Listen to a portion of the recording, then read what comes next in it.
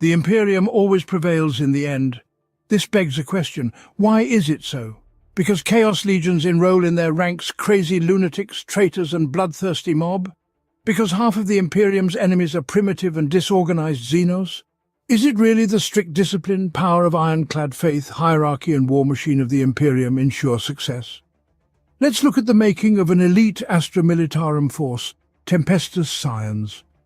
Tempestus Scions, or as they are known in Low Gothic, Stormtroopers, are the elite special forces units of the Astra Militarum and the Inquisition, but officially belong to a subdivision of the Adeptus Administratum known as the Militarum Tempestus. Trained from their youth by the Schola Progenium in the arts of war, Stormtroopers are perhaps the finest soldiers ever to serve in the Imperial Guard. Armed with their trademark hotshot laser guns and hell pistols, these soldiers take combat to the heart of the enemy with blinding speed and deadly precision. Their accuracy is aided by their highly protective carapace armor's integrated and distinctive Omnishield helm targeting system, equipped with the finest weapons and war gear in the Departmentum Unitorum's arsenal.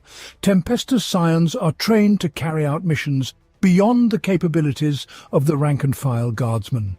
Deep strike assaults, reconnaissance, infiltration, sabotage, and airborne or orbital drop are just a few of the special operations missions with which Tempestus Scions and their equivalents in the Astra Militarum are regularly tasked.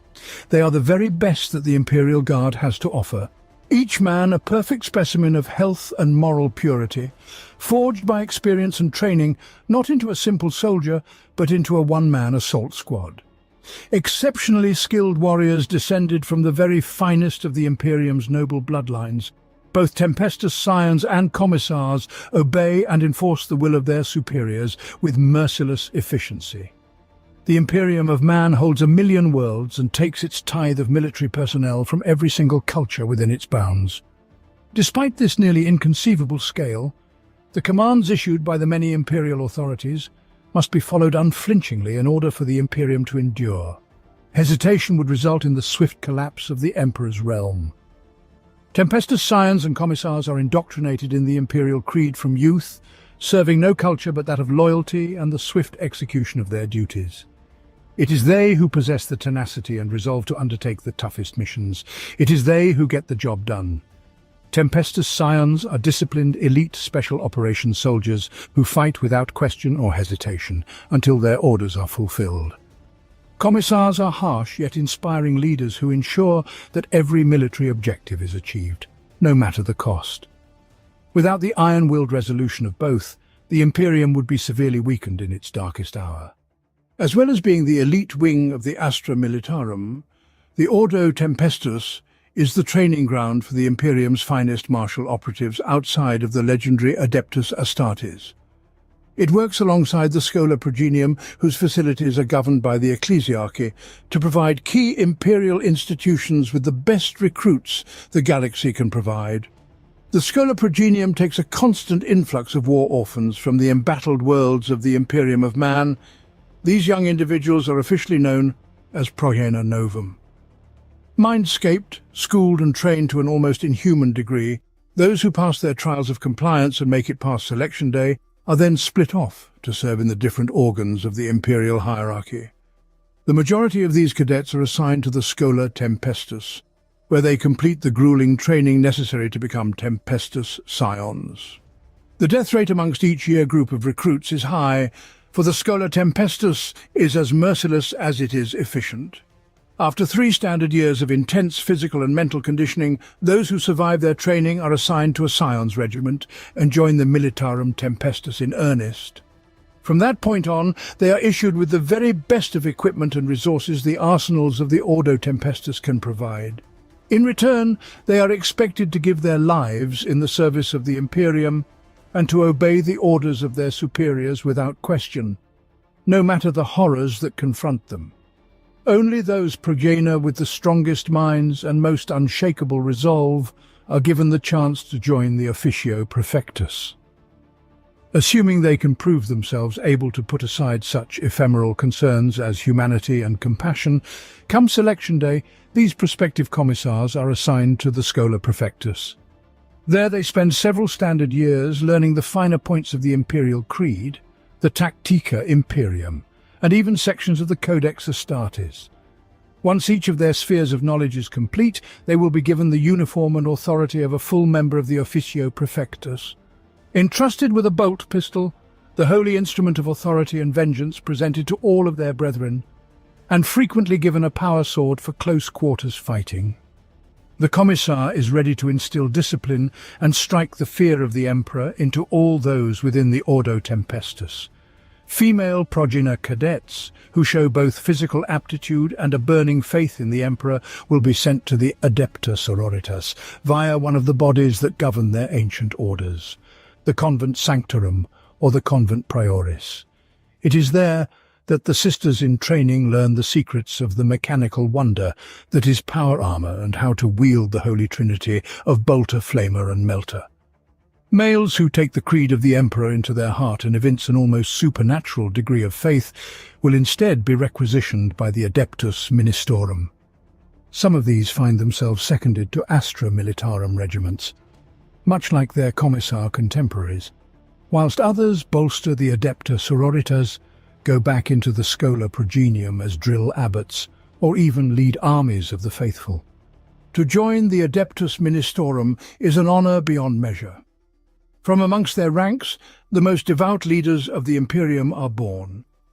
Individuals of a more scholarly bent, as well as those whose minds are suited for the grinding tedium of clerical and logistical roles, will instead spend the rest of their lives in the Adeptus Terra. Each trained adept has not only an exceptional mind, but also a solid grasp of the military arts due to his time in the Schola Progenium. On those rare occasions that insurrection breaks out in a data slave compound or pedanticum complex, the prospective troublemakers may find themselves choking on their own heretical pamphlets, or with their brains dashed out by the bookish but unexpectedly violent overseer they had previously thought of as easy prey. The most secretive of all the organizations that recruit their agents from the Schola Progenium is the Emperor's Holy Inquisition. Powerful beyond measure, the Inquisition takes only those who excel physically, mentally, and spiritually. Though these prodigies join the ranks as acolytes under the province of a more senior inquisitor, the canniest and most capable of their number will become inquisitors in their own right. Theirs is the right to change the course of history, to send entire battle groups of the Astra Militarum and chapters of the Adeptus Astartes into the fires of war, and even to consign fully populated planets to oblivion should they deem it necessary. All who graduate from the Schola Progenium join a group of exceptional individuals who impose the Imperium's will on a hostile and uncaring galaxy. Their influence is spread across the stars, guiding the lesser orders of mankind by the will of the High Lords of Terror themselves. By the skills and disciplines of those taken from their families and reforged in the fires of adversity, the realm of mankind will stand or fall. Tempestus Scions and Commissars are remorseless and efficient killers, but these warriors are not born that way. They are forged within the Schola Progeniums, harsh training camps based on long-established imperial worlds. It is these ancient facilities that are responsible for taking the orphaned offspring of the best the Imperium has to offer and transforming them into ruthless soldiers. The Schola Progenium is designed to homogenize, break and rebuild the orphaned sons and daughters of the imperial elite. It transforms them from frightened children into loyal warriors ready to fight and die in the name of the Emperor, or into fearsome, iron-fisted authoritarians who keep the wheels of the Adeptus Terra in motion. In the aftermaths of the many atrocities so common in the 41st millennium, any newly created orphans who are of aristocratic blood are brought to the attention of the nearest Officio Prefectus officials, who are tasked with dealing with the aftershocks of a battle and salvaging anything still useful to the Imperium. Many a commissar has marched through the corpse-strewn walkways of a planetary governor's palace to discover a forlorn son or daughter who has been hiding, safe but alone, in some underground bunker. The commissar, having come from a similar background, will ensure that such a child does not go to waste. Quickly and efficiently he assigns the new-made orphan to a starship bound for the nearest Schola Progenium. It is even whispered that, when it is in the Imperium's best interests, the officio prefectus may steal a prospective new recruit. Sometimes a child, whose parents are still alive, may be judged to have shown remarkable qualities, and their presence on a backwater world may be considered an inefficient use of those skills when they could be put to better effect in an Imperial facility. The rumour has it that a commissar will ensure that such resources are allocated more efficiently, even if the protesting parents have to be removed from the equation in order to do so. Children arrive at the vast Schola Progeniums at a range of ages. Some come when they are as young as 6 Terran years, while others are as old as 12. Most inductees are orphaned in large groups, following a single planetary disaster, though occasionally individuals are thrown into larger groups if it is convenient. New recruits undergo a series of mental and physical examinations, but this is solely for the benefit of the facility.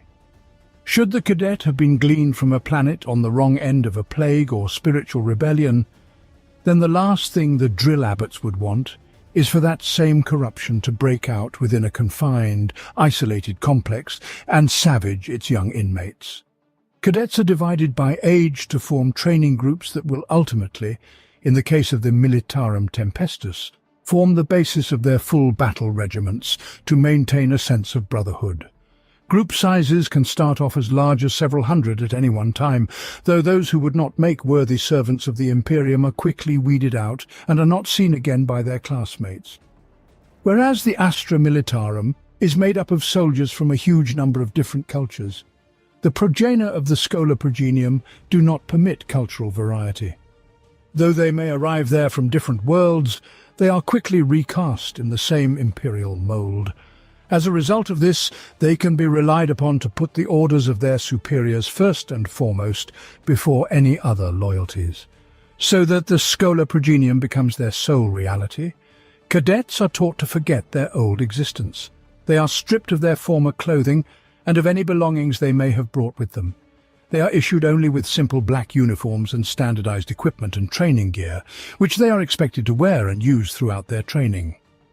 Recruits are forced to abandon their birth names and are instead provided with a new one chosen from a long list of legendary heroes of the Imperium. This is as much to remind them of the excellence to which they must aspire as it is to remove their identity. One exception to these traditional processes is when siblings arrive. They are not deprived of their familial connections, as these have been found to encourage greater competition as well as fostering stronger internal ties in the long term. Such uniformity is easier to accept for very young students than it is for those who have spent longer in their parent cultures. But mindscaping is always necessary to facilitate the commitment to the ways of the Schola Progenium. Sometimes, for habitual prejudices, this clarity of thought can be achieved by simple techniques, such as repetition of litanies for solar weeks on end. However, at some point every cadet is strapped down to an iron chair known as a correction throne.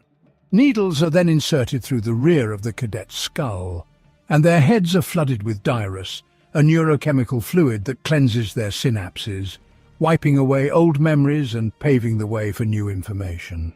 It is an unfortunate and little discussed fact that the Imperium possesses ever-dwindling stocks of dirus, and it is increasingly being diluted with more dubious substances. While cadets endure such treatment, autovox servo skulls relay righteous speeches, war cries, or simply inspiring quotes from ecclesiastical texts to properly and irrevocably infuse them with the wonder of their new creed. Sadly, even the Schola Progenium's mindscaping techniques are not infallible. Dreams and visions from previous existences will haunt some recruits for the rest of their lives. A scion may never fully rid himself of the nightmarish visions that linger from his homeworld or the trauma of the death of his parents. As with all such matters, the Schola Progenium's methodology goes unquestioned. However, it is always a concern when a cadet shows too strong an unwillingness to properly conform. As a reward for their independence, they are often released into the training grounds only to be hunted down by their former comrades. This serves as much to bond the remaining cadets as it does to punish individuality. If a cadet publicly disobeys orders, they will meet a spectacular and very public end, courtesy of a drill abbot's great hammer. What little remains of their spine is coiled within a glass box and mounted within the dormitory to serve as a warning to others. This is not at the extreme end of remedial punishments. In the Schola Progenium facility on Brelex, the products of one incident remain forever enshrined. Due to a faulty batch of mindscaping chemicals, a whole year group revolted against the dictates of their masters. The seething Abbot Prime ordered the Officio Prefectus to crush the rebellion. While still alive, the mutinous cadets were meshed with mortar and used to line the Schola's ferrocrete walls. To this day, their bones jut out of long corridors, grasping for freedom, as a warning of the consequences of insubordination. Schola Progenium training may be considered a drawn-out form of torture. Indeed, injured limbs or broken minds are hardly uncommon. Cadets undergo basic physical drills in heavy carapace armor, quickly tiring them out as they scale walls or squeeze under razor wire. A cuff from the drill abbot's gauntleted hand and the sight of his great hammer is usually enough to encourage a lethargic cadet to try harder. Military exercises with live ammunition are conducted in the harsh landscape surrounding a Schola Progenium or on nearby moons. Cadets are often expected to endure solar days in the wilderness with little food or instruction and limited weaponry with which to combat whatever violent fauna roams the planet. Yet with each roaming day, cadets improve in their performance. Their speed and endurance increase. They scale walls previously thought impossible to overcome, and it becomes obvious to even a novice drill abbot that true warriors are being forged. It is a strong belief within the Schola Progenium that from the hottest of fires, the strongest bonds of brotherhood are born.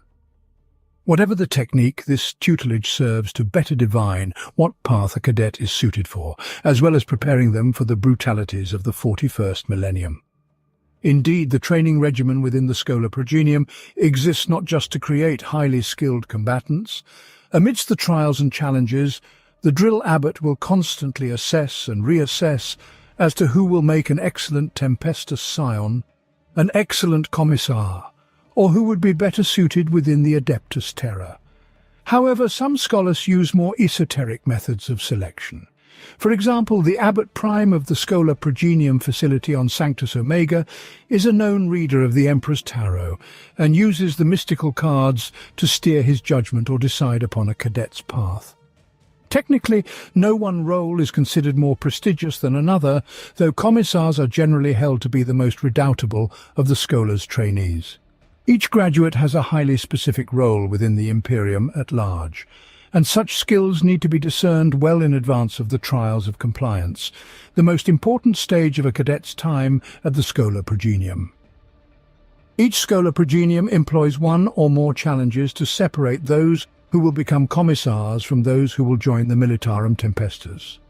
These tests take diverse forms, but the primary purpose of all such trials of compliance is to highlight those cadets who are best committed to obeying orders in adversity and test how they process those commands.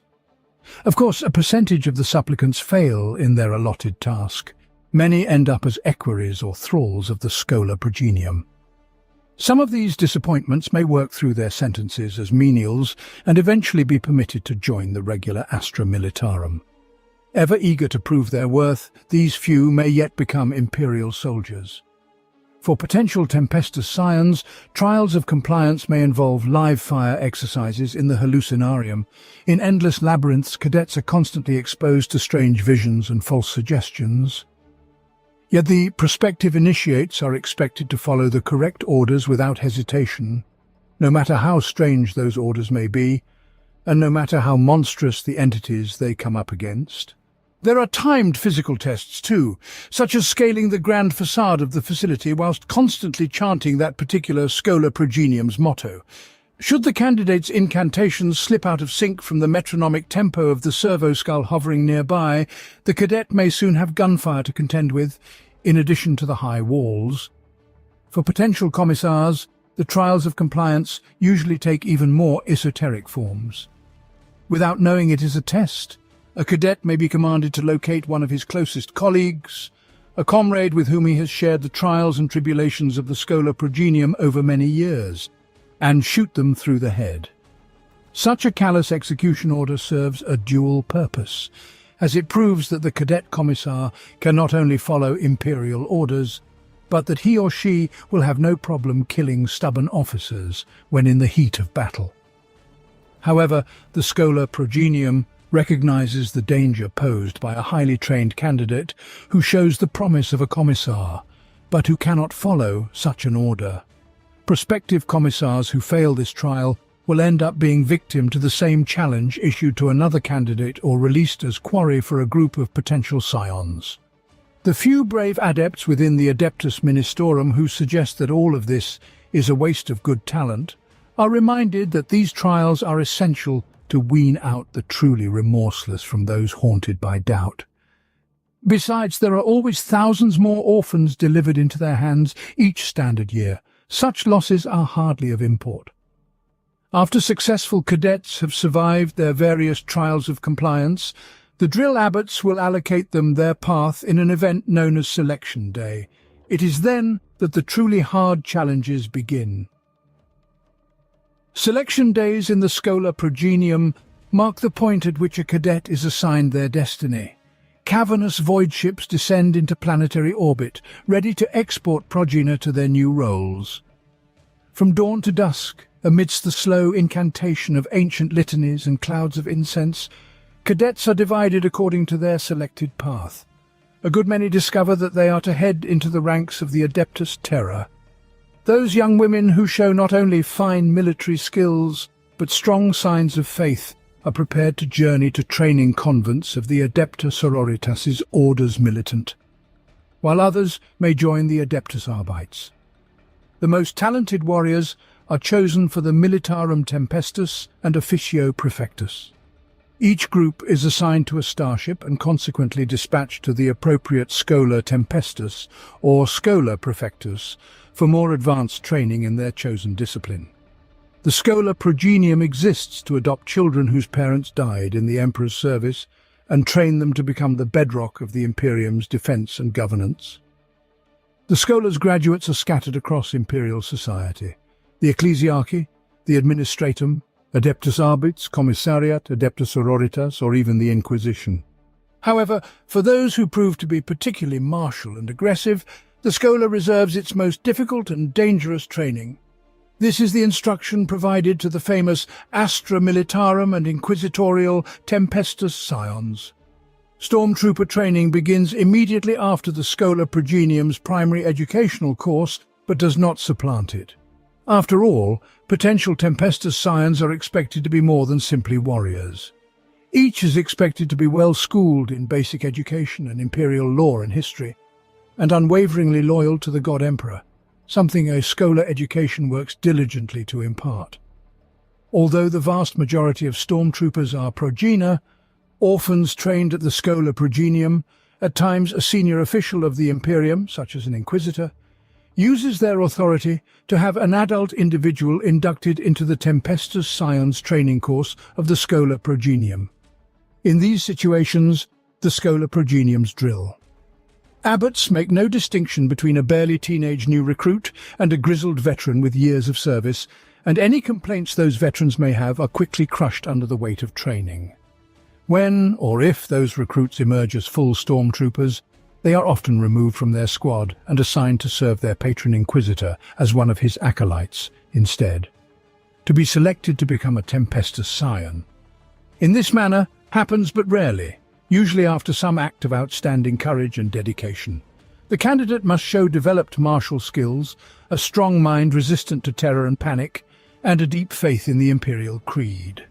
Naturally, the sponsoring Inquisitor has their own, often obscure, agenda for sponsoring an acolyte into this training as well.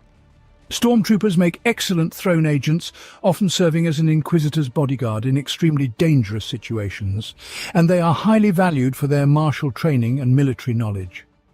Often, such an unusual candidate is examined carefully by the drill abbot instructors before being declared fit to train with the Tempestus Scion progenitor. Rigorous study with the Inquisition is also required for the candidate in order to acquire the same knowledge already learnt by the other progenitor.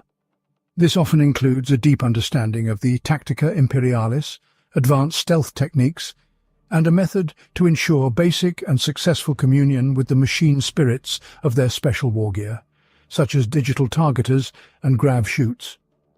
In most cases, the proper stormtrooper progenitor never recognize the qualities of the outsider candidate and prefer to remain aloof. The inquisitorial candidate, after all, has entered the training from the sponsorship of a higher power, and many of the other progenitor will doubt his own personal qualifications for such an honor. Traditionally, the drill abbots stand apart from the social aspects of their charges and provide the candidate with no more and no less instruction than that given to any other progenitor.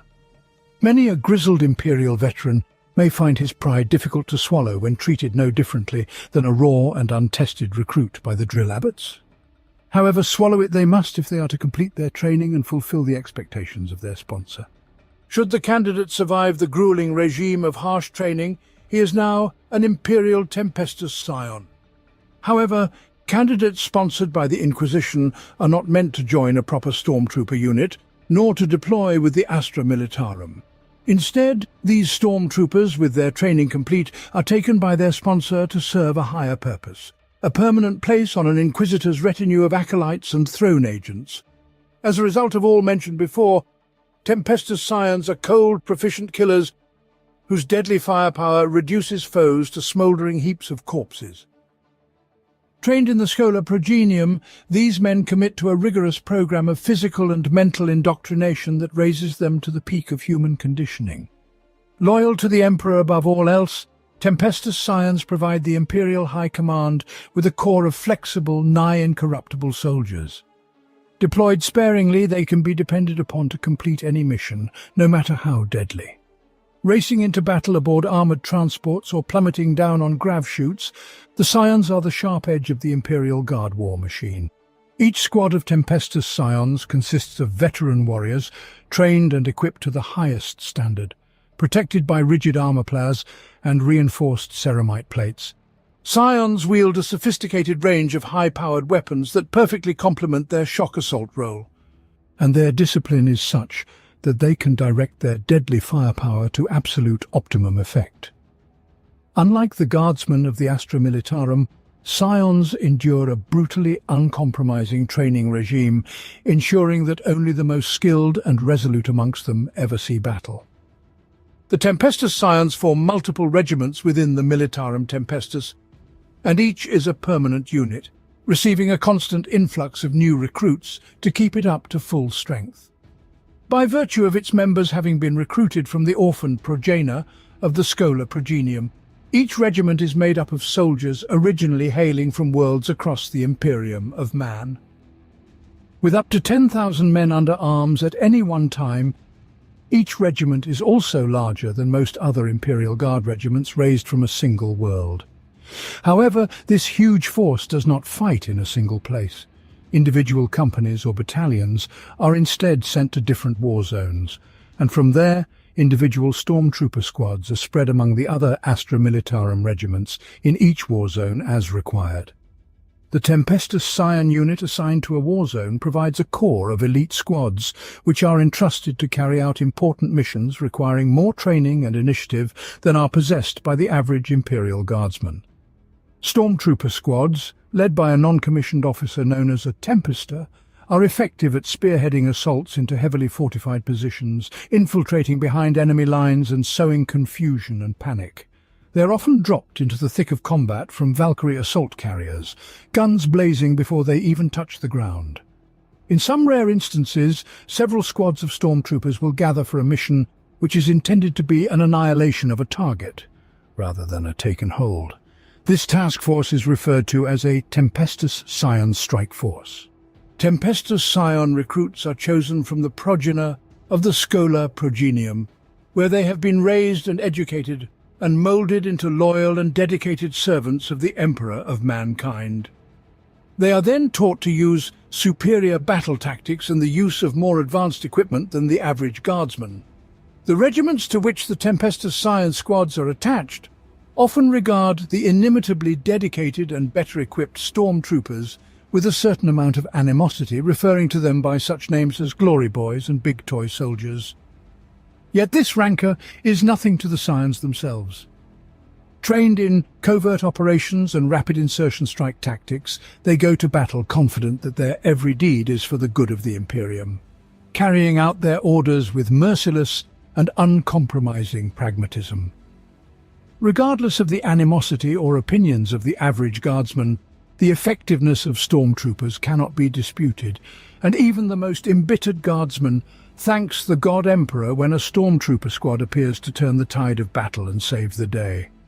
Several types of Imperial Guard Militarum regiments commonly employ Tempestus Scions as part of their standard order of battle, including the Armageddon Steel Legion, Cadian Shock Troops employ Cadian Kasrkin, Death Corps of Krieg, Harakoni Warhawks, Terrax Guard, Tempestus Primes. Each Militarum Tempestus platoon is led into battle by a grizzled officer known as a Tempestus Prime. Such warriors are promoted on battlefield record alone, their accolades earned through courage and unshakable discipline in the line of fire. The tactics they employ as a commander are the product of the countless missions they have undertaken as a Scion, and as such they have an intrinsic understanding of the capabilities of their soldiers. Able to operate on their own initiative in a way entirely alien to the majority of the Astra Militarum, these men lead their progenium brethren into battle with merciless efficiency. Each Tempestus command squad is comprised of the very best Scions in the regiment. A Tempestus command squad will often shadow a Tempestus Prime on an operation, shielding them against incoming fire while answering with salvos of their own. Vox operators relay the Tempestus Prime's commands across the Vox net, while medics patch up and inject stimulant concoctions into downed soldiers so that they can continue to fight. Some Tempestus command squads also carry their platoon's banner into battle, waving its colours in proud defiance as they lead the charge against the enemy. Tempestus Scions can be divided roughly into 5 different categories, or functionally equivalent units: Grenadiers, Standard Stormtroopers, Inquisitorial Stormtroopers, Catechin Devils, and Cadian Kasrkin. Unlike standard Stormtroopers, Grenadiers are raised from the toughest and most skilled members of an already existing Imperial Guard regiment. This practice is normally found on highly martial worlds such as Cadia or Krieg. Grenadiers are selected while they are still in the youth armies of the local planetary defense forces or during their Imperial Guard basic training, and are enrolled in special academies where they receive additional training. They are utterly dedicated to the preservation of the Imperium and follow an ethos of duty and honor that is both impressive and intimidating. Unlike standard Stormtroopers, who are looked upon with disdain by their fellow guardsmen, Grenadiers are looked up to and seen as a model to follow and emulate, as Grenadiers are from the same world as the rest of the regiment. Grenadiers are often known by different names depending upon the world they hail from, such as the Cadian Kasrkin, who are considered both a type of Stormtrooper and the Cadian equivalent of Grenadiers. Stormtroopers are the closest equivalent the Astra Militarum possess to elite special forces. They act as shock troopers and commandos, conducting raids behind enemy lines and acting as the spearhead for later offensive assaults.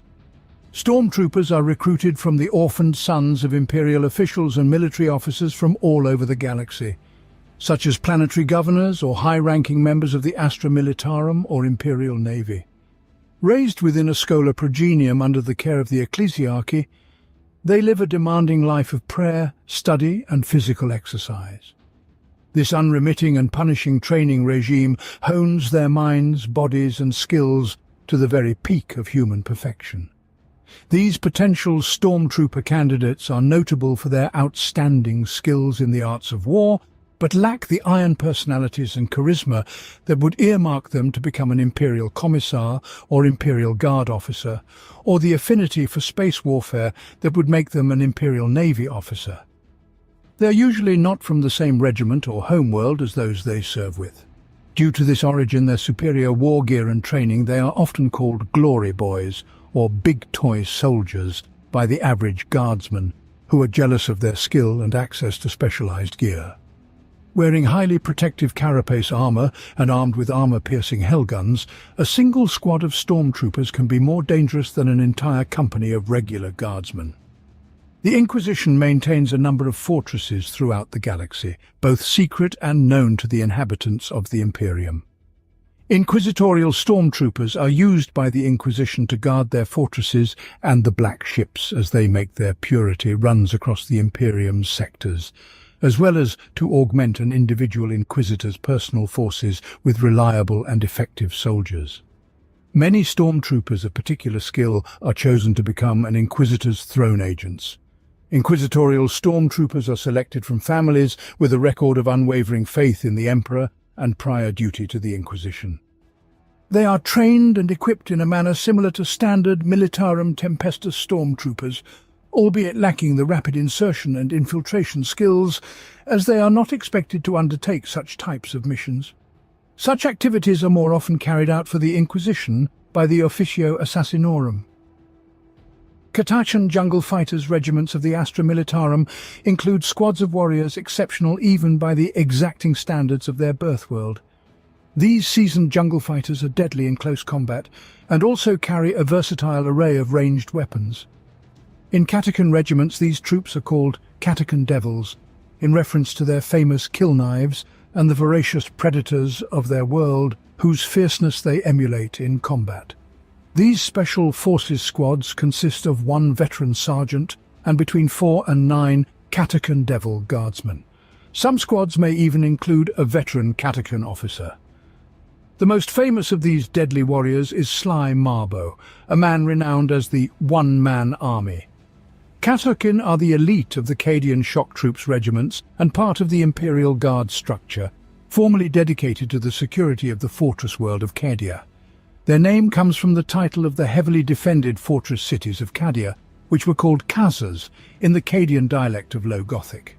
Thus, the name of these units means the city kin. These are the elite of the already superior Cadian planetary defense forces, and are recruited while still serving as White Shields or recruits in the Cadian armed forces into the Astra Militarum. Their training is comparable, if not better than, that of standard Militarum Tempestus stormtroopers, of which they are the Cadian equivalent, and they are utterly dedicated to the preservation of Cadia, whereas stormtroopers are indoctrinated to dedicate themselves to the defense of the entire Imperium. Kazakin are highly trained in the use of numerous weapons, and wear the more advanced carapace armor like standard stormtroopers. They maintain a strict ethos of duty and honor and a devotion to the Emperor that is impressive for members of the Astra Militarum. Whereas the standard stormtrooper is looked down upon in envy by most Imperial Guardsmen of the rank and file, the standard Kazakin is looked up to with favor and respect by the other members of the Cadian shock trooper regiments.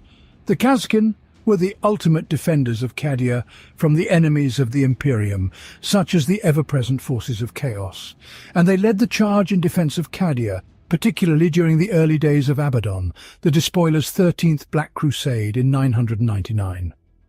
M41 when Cadia was invaded outright by the forces of chaos. To be a Kazakin was to hold a position of honor in Cadian society, and all Cadians recognized this truth, even after the destruction of their beloved homeworld. Used to enforce execution warrants or when extreme prejudice is required, kill squads are comprised of the special operations units of planetary defense forces, and represent some of the most dangerous formations that can exist within the organization of planetary enforcers. Though not true Tempestus Scions, as they serve a planetary government and not the Imperium directly, the troops that comprise kill squads are often trained to the same elite level as most standard stormtroopers, particularly on wealthy and technologically advanced Imperial planets. On some worlds where the rule of the planetary governor is dictatorial and harsh, kill squad troopers are the hated embodiments of their tyranny.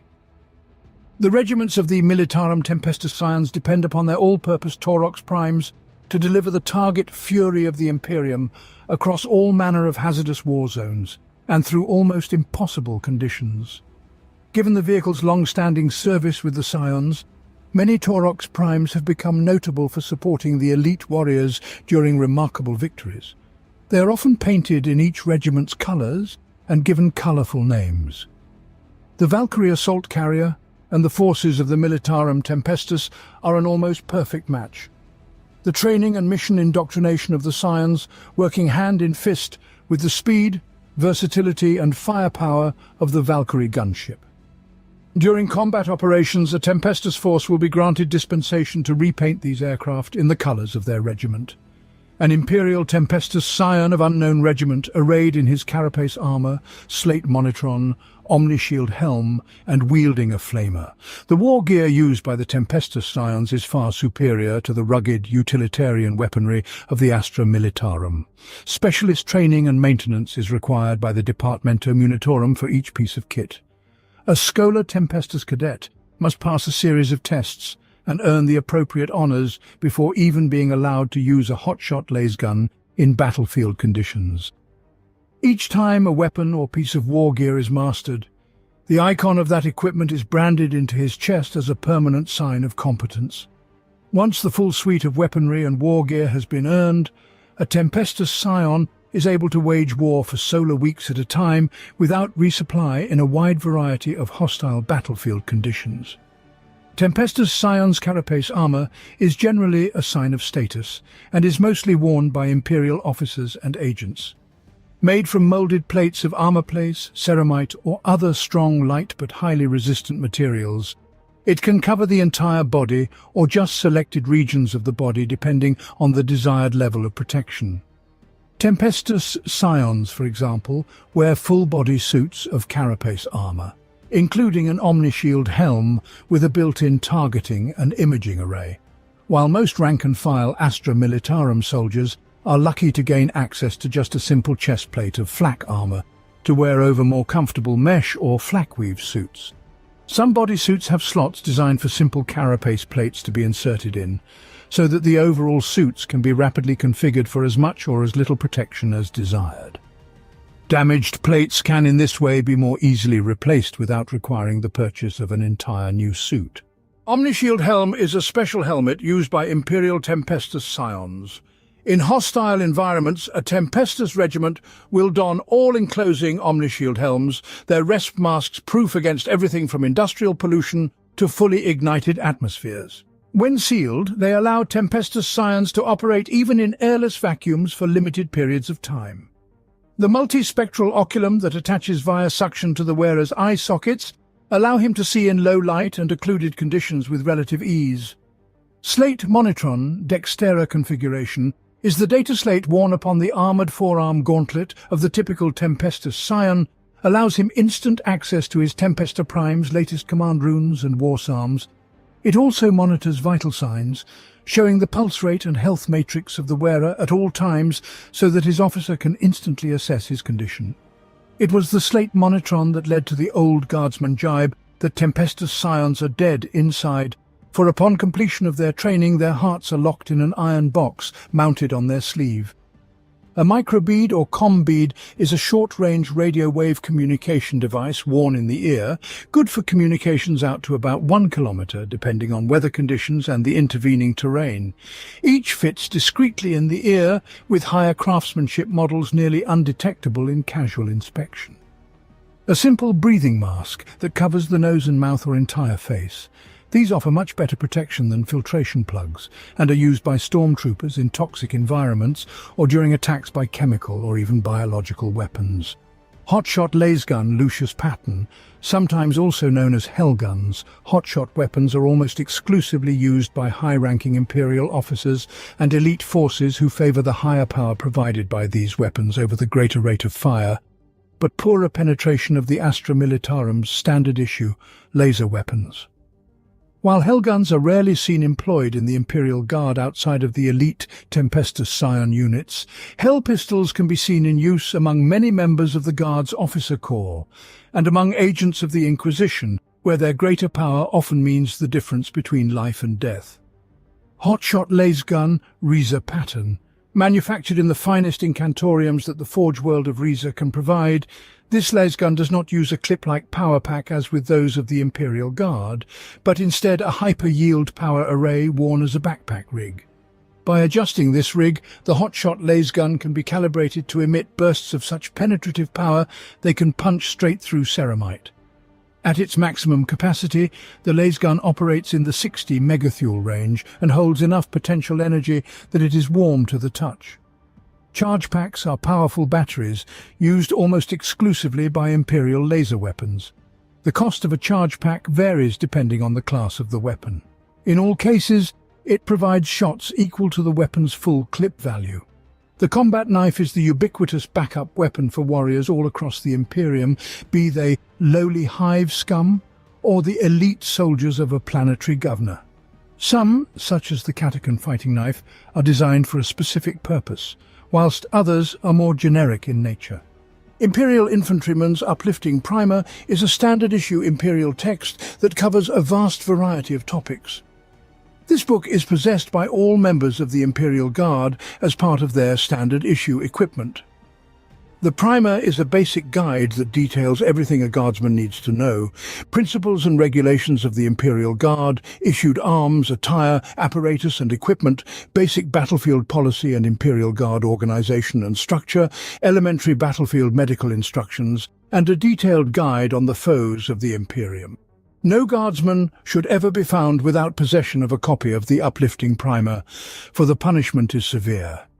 The primer is a basic guide to life in the Imperial Guard and the tactics employed by its regiments. Even elite Imperial troops like stormtroopers oftentimes still rely on its advice. Riser pattern hotshot volley gun is considered by many Tempestus primes to be the ultimate weapon deployed by the Militarum Tempestus. The hotshot volley gun is a truly fearsome firearm. Incorporating penitent-class heat-sink arrays, these weapons can maintain a punishing rate of high-powered laser fire. Monoscope can be used to project a beam of light, but is primarily intended as a visual uploader. Panning left and right as the Tempestus Scion goes about the prosecution of war, each monoscope can be tapped into by any Tempestus or Tempestus Prime who wishes to see what his subordinate is witnessing. The act of covering up a monoscope's lens, whether accidentally or by design, is punishable by a full solar day's electro-whipping and a number of days without rations at the commanding officer's discretion. Clarion Vox array of the Astra Militarum are often known as ghost boxes, for with the white noise and interference patterns of battle raging all around it, is difficult to coax more than a whisper from their speakers. Not so the Clarion Vox array of the Militarum Tempestus, a triumph of audio military hardware that overrides its designated airwaves with the crystal clear and perfectly enunciated commands of the Tempesters leading each detachment.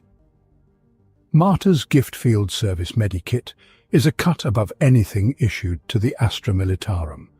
Loaded with combat stims, auto-cauterizing thermic gel, and single-use disposable bionics, this medikit is intended to ensure that wounded Scions get back into the fight with the minimum of fuss. Long-term healing is of little interest to Tempestus Scions in the heat of battle. Providing a wounded warrior can be patched and propped sufficiently to complete his duty, his eventual fate matters not. The Martyr's Gift even features a belt of subcutaneous frag charges that can be used to booby-trap a terminally wounded Scion's body. Thus, even in death, the Tempestus Scions strike back against the enemy that slew them. There are quite a few notable Tempestus Scions in the history of the Force.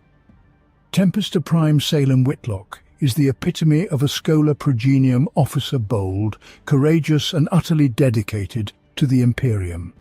Whitlock's personal honours and roll of victories would put most career officers to shame, and the respect he instills in his men is the envy of any commissar.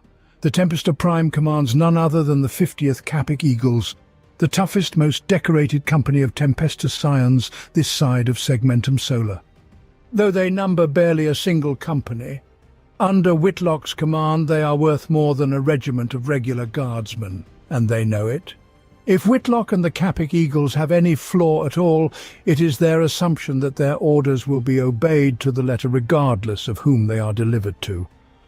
Orphaned at the age of 2, Salem Whitlock was raised by the Schola Progenium on the shrine world of Frel.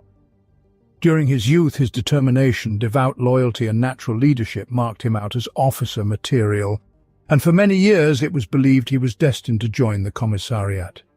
However, as a Tempestus Scion cadet, Whitlock displayed an acumen for tactics that his drill abbots felt more suited to Militarum Tempestus command. His subsequent advance through the ranks of the Militarum Tempestus has been nothing short of meteoric.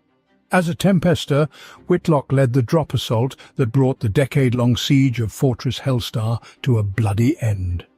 His squad swept through the stronghold with ruthless efficiency, gunning down every cultist inside in less than 80 minutes. As a Tempester Prime, Whitlock orchestrated the strikes that crippled an Elder war host at Telvar Prime.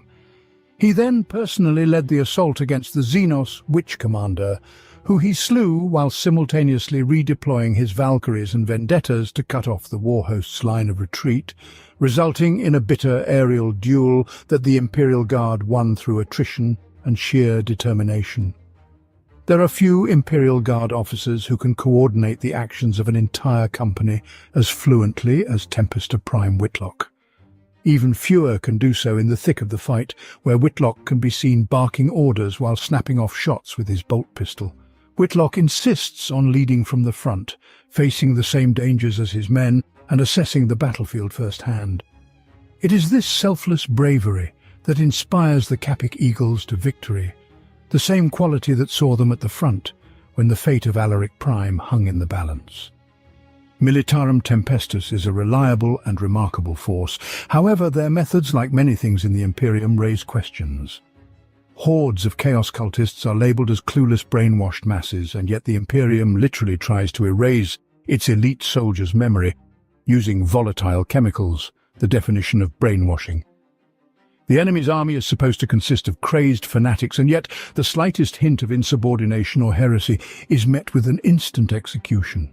The Imperium claims to serve mankind and protect it, yet employs such harsh and inhumane methods of recruitment and training that barely differ from other brutal and bloodthirsty Xenos. Children are kidnapped, their stubborn parents, if needed, executed, and then many young soldiers do not even live to see the actual battlefield. Countless people are being cut and wounded by this system. No wonder many turn to heresy and betray the Imperium for the slightest reward.